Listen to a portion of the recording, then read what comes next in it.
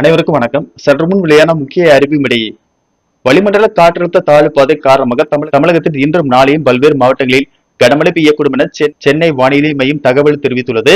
இதுல எந்தெந்த மாவட்டங்களில் கனமழை பெய்யக்கூடும் என்பதை பற்றி நம்ம வீடியோல பார்க்கிறோம். வீடியோவை முடிஞ்ச அளவுக்கு ஸ்கிப் பண்ணாம பாருங்க. வீடியோக்குள்ள போறதுக்கு முன்னாடி இந்த வீடியோ லைக் பண்ண வச்சுக்கோங்க.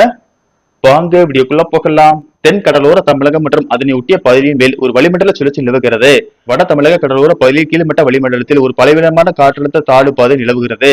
கோயம்புத்தூர் மாவட்டத்தின் மலைப்பகுதிகள், நீலகிரி, தேனி, திருவண்ணாமலை, விழுப்புரம், கடலூர், காஞ்சிபுரம், செங்கல்பட்டு மாவட்டங்களில் ஒரு இடங்களிலும், புதுவையிலும் இடி மின்னல் மற்றும் பலத்த காற்றுடன் கூடிய கனமழை பெய்யக்கூடும். இதர மேற்கு தொடர்ச்சி மலை மாவட்டங்கள், டெல்டா மாவட்டங்கள், ராமநாதபுரம் மாவட்டம் மற்றும் வட கடலோர தமிழகத்தில் ஒரு சில இடங்களிலும், காரைக்கால் பகுதிகளிலும் இடி மின்னல் மற்றும் பலத்த காற்றுடன் கூடிய மிதமான மழை பெய்யக்கூடும். ஏனைய தமிழகத்தில் ஒரு சில இடங்களில் இடி மின்னலுடன் கூடிய லேசான மழை பெய்யக்கூடும்.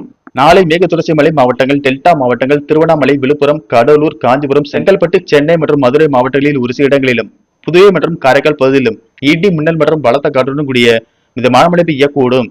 ஏனைய தமிழகத்தில் ஒரு சில இடங்களில் இடி மின்னலுடன் கூடிய லேசான மழை பெய்யக்கூடும். இன்று முதல் 7ஆம் தேதி வரை தமிழகம், புதுவை மற்றும் காரைக்கால் பகுதிகளில் அதிகபட்ச வெப்பநிலையில் குறிப்பிடத்தக்க மாற்றத்திற்கான வாய்ப்பு குறைவு. இன்று முதல் 7ஆம் தேதி வரை தமிழகம், புதுவை மற்றும் காரைக்கால் பகுதிகளில் அதிகபட்ச வெப்பநிலை இயல்பை ஒட்டியே இருக்கக்கூடும்.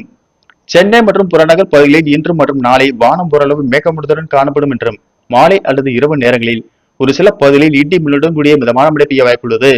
அதிகபட்ச வெப்பநிலை 35 முதல் 36 டிகிரி செல்சியஸ் ஒட்டியும், குறைந்தபட்ச வெப்பநிலை 25 முதல் 26 டிகிரி செல்சியஸை ஒட்டியே இருக்கக்கூடும்.